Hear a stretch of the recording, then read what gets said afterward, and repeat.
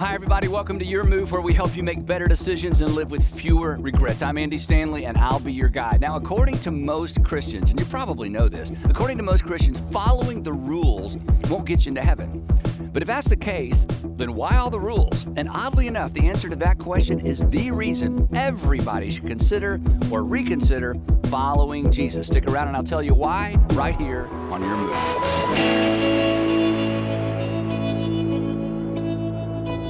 Most folks, especially most Americans, believe there's an afterlife, believe there's some sort of heaven, if you want to use that label. And most folks, especially most Americans, maybe because we're Americans, believe that they're going to end up there. And they assume, and maybe you're one of the they, and that's fine, it's probably the majority, you assume that you're going to get there. People assume they're going to get there because they're convinced of two things. They're convinced, number one, that good people go to heaven, and number two, that you're a good person. They are convinced, hey, I'm a good person. Good people go to heaven. I'm a good person. I'll end up in heaven. And as we've said throughout the series, this really makes a lot of sense, and there's reasons people hold to these assumptions. Number one, it's fair. I mean, if you live a good life and there's an afterlife, then you should be rewarded for your good life because you're a good person. It's fair. And this whole idea is consistent with the notion of a good God. If there's a good God and a good place after this life, then good God would want to populate that good place with good people, and you're a good person. In fact, that's the other reason people lean into this, is because at the end of the day, you make the cut. Now, you're not sure what the cut is, but you're sure you make it because you're a good person, and you're a good person especially compared to, and, right? I mean, you know you're not as good as some people, but you're better than other people. But as we said in both episodes before today, if you scratch beneath the surface or if you start asking too many questions, this whole system falls completely apart. To begin with, good is a moving target. And I won't go into detail. We talked a lot about this in week one. Good is a moving target historically. What was good 1,000 years ago, we think is evil today. So who's right?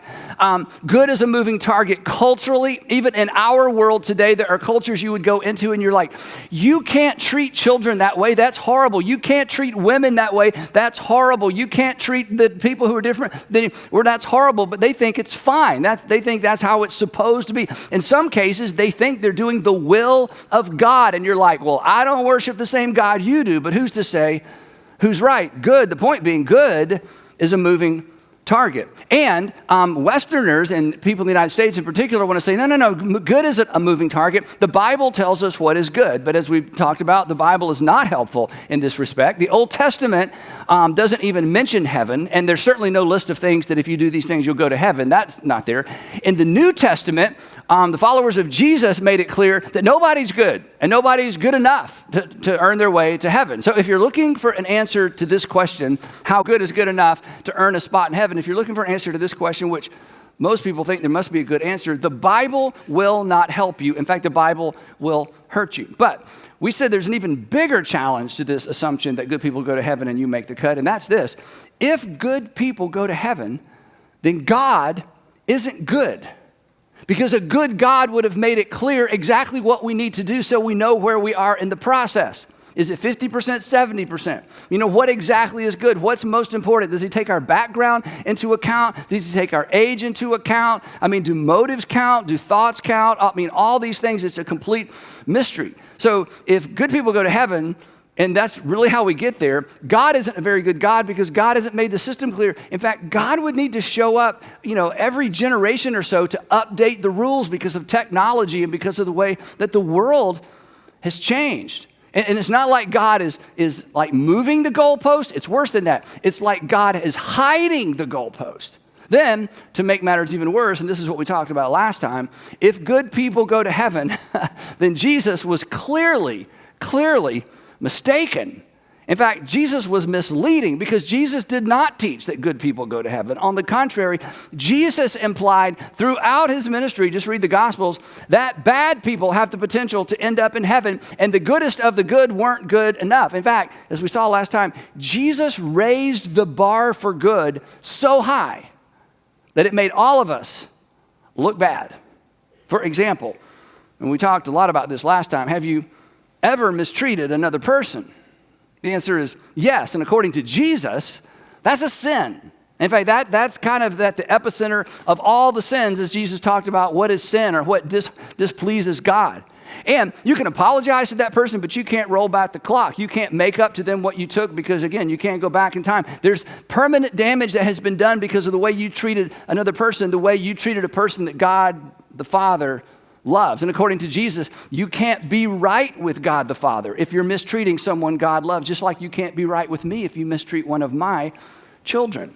So anyway, according to Jesus, no one is good enough to go to heaven. Good people don't go because no one's that good. The way he, again, defined good. According to Jesus, and this is where we left off last time, according to Jesus, forgiven people go to heaven. And Jesus claimed, this is audacious, Jesus claimed to have authority to forgive other people on behalf of God, which was ridiculous until he rose from the dead. And then it was like, hey, game on. Because, as we say around here, anyone who can predict their own death and resurrection and pull it off, we just go with whatever that person says, okay? And Jesus' first century followers saw him crucified. They knew where he was buried. There was an empty tomb. They had breakfast with him on the beach, and they're like, you know what? You are who you claim to be. You are God in a body. You are the resurrection and the life, and you do, in fact, have the authority to forgive people's sin on God's behalf. Clearly, he had that authority. So here's what I want to do for the next few minutes. I want to kind of turn the page, and I want to talk about, within the context of the Jewish tradition and the Christian religion, I want to talk about a question that kind of takes us to the center of where all the confusion comes from around how good you have to be to go to heaven. Because the question is kind of this: if rule keeping won't get you into heaven, then why all the rules? Why all the rules? And how did this get so confused? And where did the idea even come from that if you're good enough, you get into heaven? Who made this up? That you have to, if you clean up, you get to show up. Who did that? And this is important. Look up here. The answer to that question is one of the primary reasons you should consider following Jesus or reconsider following Jesus. So, here's what we're going to do. The best place to start to answer this question is where sometimes the confusion emanates from: the 10 Commandments. The 10 Commandments. Now, this is a list that some people swear by but don't live by, okay? This is a list that some people swear by they couldn't recite if their eternity depended on it. What about the 10 Commandments? Well, we'll name them. Okay, well, what about them? Well, do you even know where they are? They're in the Bible. Do you know where? I think it's the first part of the Bible, right? So it's just kind of a smokescreen, the 10 Commandments. Anyway, so we're going to talk a little bit about this. The 10 Commandments is actually found in the second section, or we call them books, the second book of the Hebrew Scripture, which is the second section of the Christian Scripture, and it's named Exodus.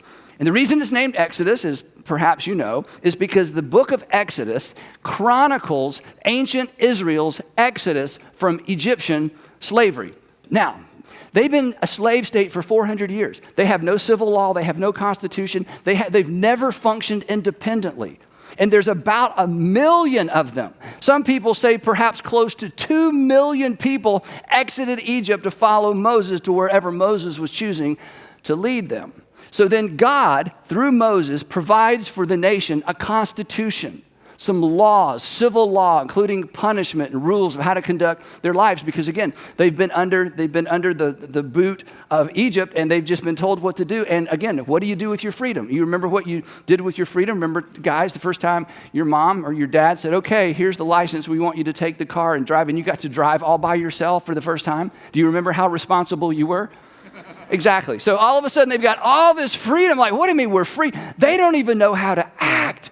So God in his mercy gives them this law. And the thing is this, and I don't have a lot of time to talk about this, but I want to dip into it a little bit, because the Old Testament law gets a lot of grief from people and culture, and it's because they don't understand the context, and you need to do that.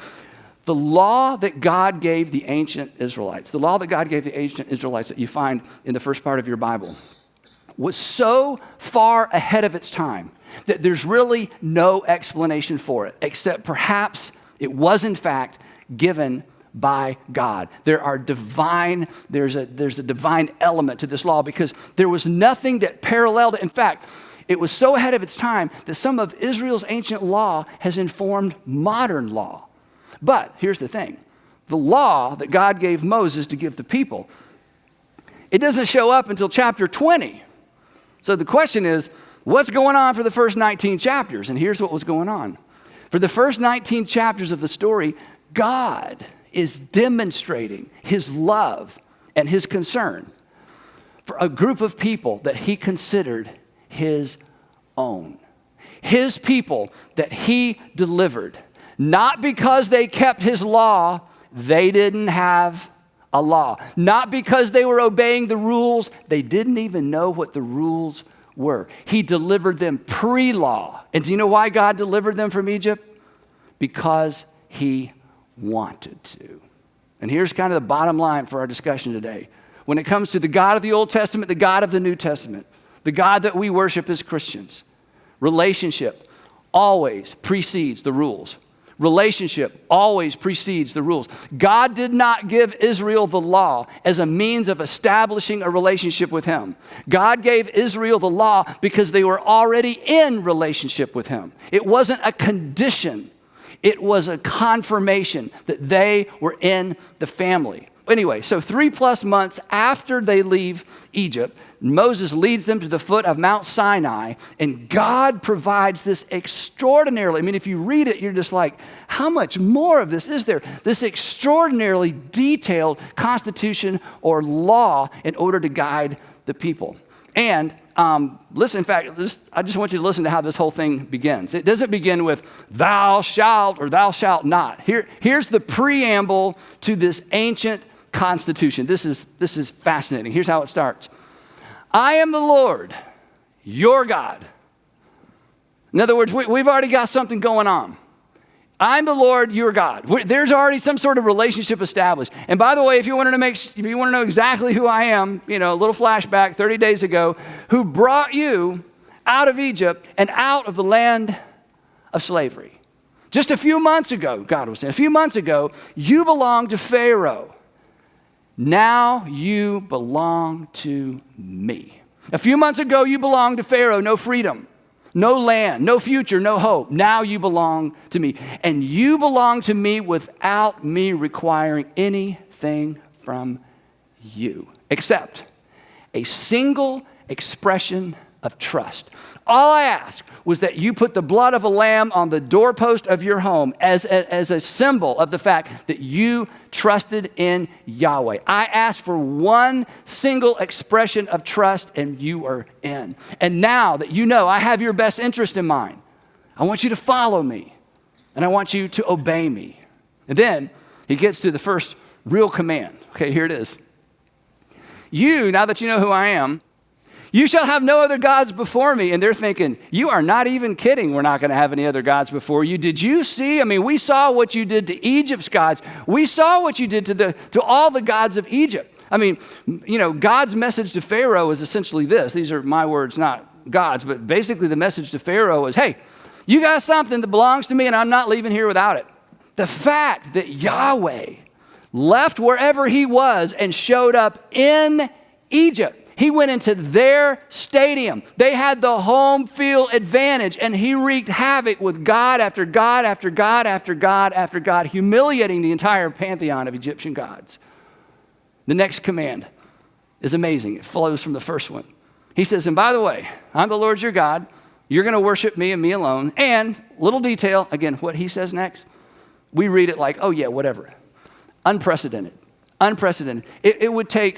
It would be 1,500 years before the next civilization caught up with this next statement. I'm the Lord your God.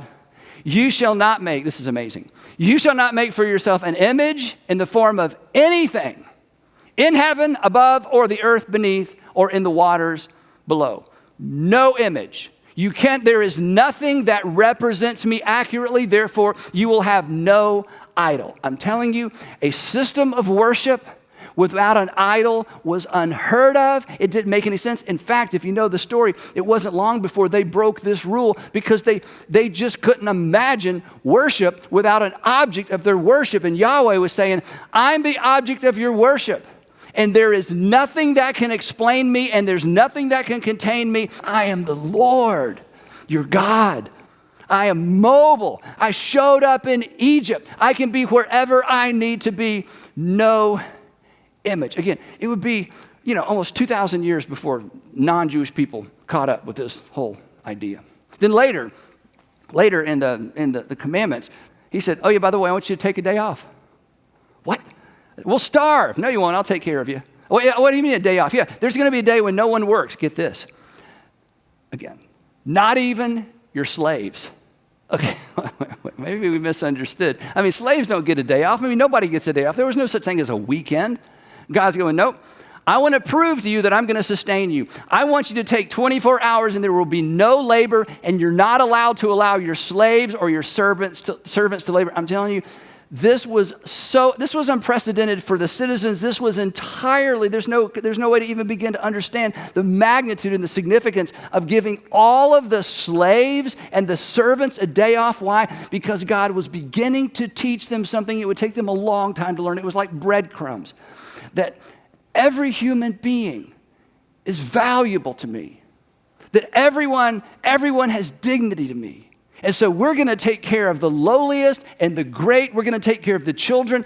Everyone matters to God. So in this ancient law, God reveals something, sort of an ethic, a value system that was unknown and unheard of and was such a stretch even for the people of Israel.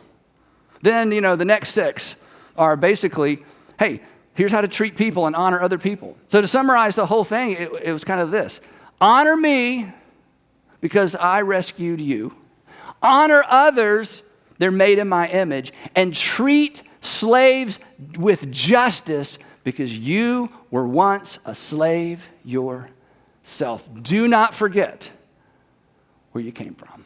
It's amazing. But this is the top 10. This is like a table of contents. There were like 600 plus other commands. And why so many? Because this was their civil law. This had to touch on every single aspect of their life. And why did God give them such a detailed law? Because God cared about his people. The point simply being this. When it comes to God, relationship precedes the rules. The Israelites did not behave their way in. And read the rest of their story. They were not able to misbehave their way out. I mean, when you start reading the Old Testament and you get to the prophets and it just sounds like a bunch of angry guys, just they're ranting and raving and they're mad and this is going to happen and that's going to happen. It's like, gosh, how much is, you know what? This was God's way of warning the people he loved. That if you give up my law, you give up your freedom. But through all their rebellion and through all they would revert back to idol worship, all the stuff. God never abandoned his people because he had an agreement with his people. And they were his people before he gave them the first thou shalt or thou shalt not. And then, this is where the music changes.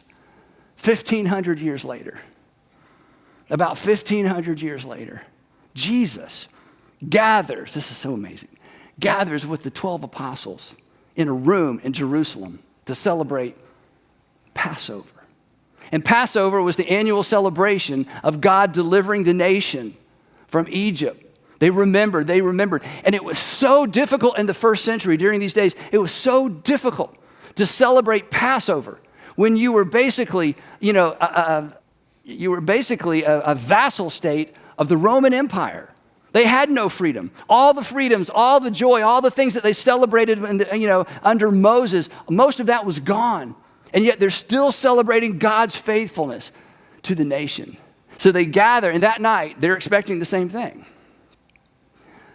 And Jesus says something and does something so blasphemous, they should have all gotten up and walked out of the room. They should have walked out or they should have stoned him.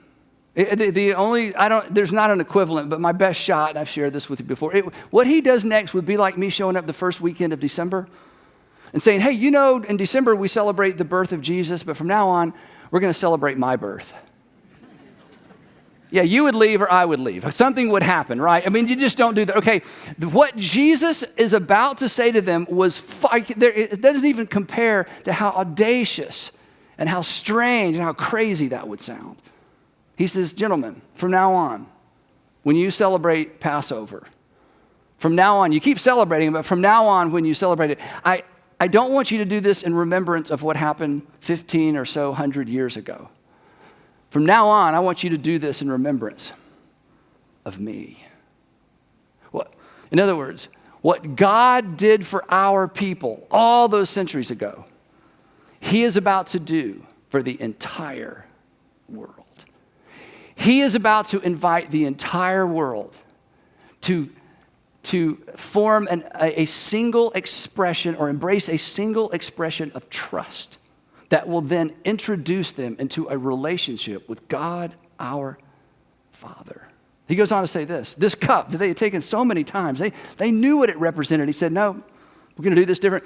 This cup is now the new covenant, a new relationship, a new order, a new kind of approach. This is something brand new. It's a new covenant.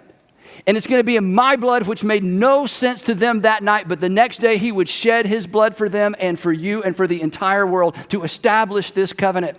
That first covenant with Israel was done with lamb's blood on the side of a door. And Jesus says, I am the final one. And they're thinking back, they remember that day, some of them, not all of them, when John the Baptist looked at Jesus and said, you remember this? Behold, the Lamb of God who comes to take away the sins of the world. And suddenly it all comes together for them.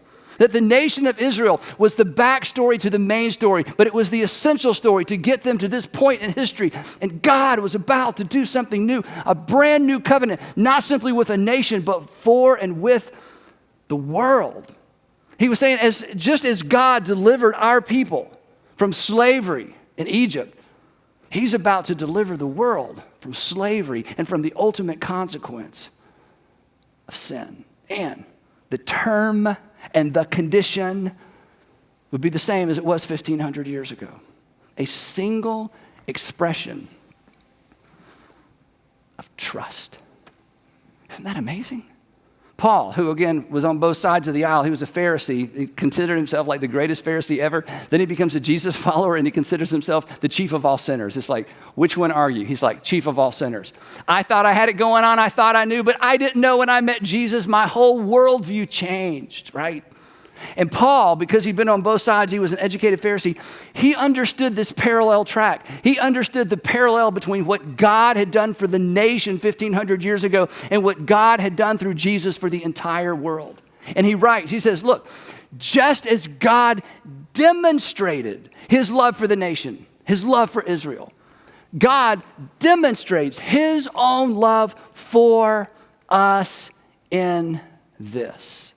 That while we were, this is so powerful, that while we were still sinners, Christ died for us. I got to explain this word real quick. This is so important.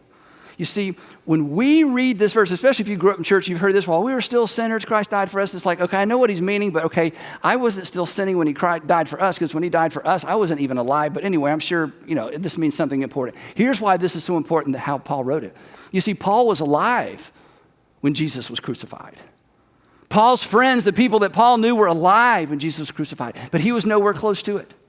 And he realizes, this is kind of his own testimony, I realize now, while I was 100% wrong about God, I was so wrong that when I heard the message of Jesus, I began to persecute the Jesus followers. I was wrong, I was in error, I was an enemy. And while I was alive on this earth and God knew everything I was about to do, his son died for my sin anyway. While I was still a sinner, Christ died for me, for us. Before we did anything, before we knew there was anything that needed to be done, he did something for us. 2 verses later, he writes this. He says, for if while we were God's enemies, talking about himself and talking about some of us and all of us to some extent, right? While we were still God's enemies, before we did anything, before we knew there was anything to do, he went ahead and he reconciled us to him. And how did he do it? He tells us through what? Through rule keeping, through doing our best, through making more promises. He says, no. He would say, look, I was the Pharisee of Pharisees. I tried that route. There's no peace. You never know where you stand. You just become judgmental. You mistreat other people thinking you're right with God. No, we're done with all that. Through. And this is the jumping off point for some of you. Because this is the fork in the road. How do you find peace with God? He says, I'll tell you how. I tried the other way. Through the death of his son. The reason that the gospel, the reason that the arrival of Jesus, the reason the message of Jesus is good news is because we don't good our way in. We don't behave our way in any more than my children behave their way into our family. Best news of all, we can't bad our way out any more than my children can misbehave their way out of our family. They are my children. I am their father, regardless. He's offering a gift. Take it. It's why Jesus didn't say, you must behave again. John was there for this when Jesus was talking to Nicodemus. And Nicodemus was a smart, educated guy, and he was a leader in the temple system, and he's trying to figure this out. And Jesus didn't say, come on, Nicodemus, you got to behave again. He said, no, Nicodemus, you must be born again. Because the law was simply confirmation of God's love for a people. But you're born into a family, and God is inviting you to be born again into his family. So, if you're wondering where you stand with God, and you keep looking at how well you're doing according to Jesus, who rose from the dead, you're looking in the wrong place. Why all the rules? Well, for Israel, God was not attempting to make bad people good. God was keeping free people free. And the same is true for you, and the same is true for me. With God, as with all good parents, the relationship always precedes the rules. And the rules are simply God's way of saying, because I love you, here's how I want you to live. Because I love you, here's why I want you to forgive. Because I love you, here's why I want you to serve one another. Because I love you, here's why I want you to treat your enemies. Because I love you, this is why I want you to take the log out of your own eye before you. This is how I want you to live, because I love you and I know what brings the most happiness and fulfillment and peace. To follow the cue, to follow the life, to follow what my son modeled on earth. We're reconciled to God, are made to be able to fit with God by grace. We choose to follow, we choose to obey out of gratitude. And Jesus summarized it so, he made it so simple. He said, here's all I want you to do. Here's what it looks like to follow and obey me. Here's your one rule. I just want you to treat other people the way that I have treated you. Do not forget that once upon a time, you too were a slave. Hey, thanks so much for watching. If you enjoyed this video, please make sure you check out the links on your screen for what to watch next, and check out the description below, where we are going to provide you with free resources designed to help you make better decisions and live with fewer regrets. And again, thanks for watching.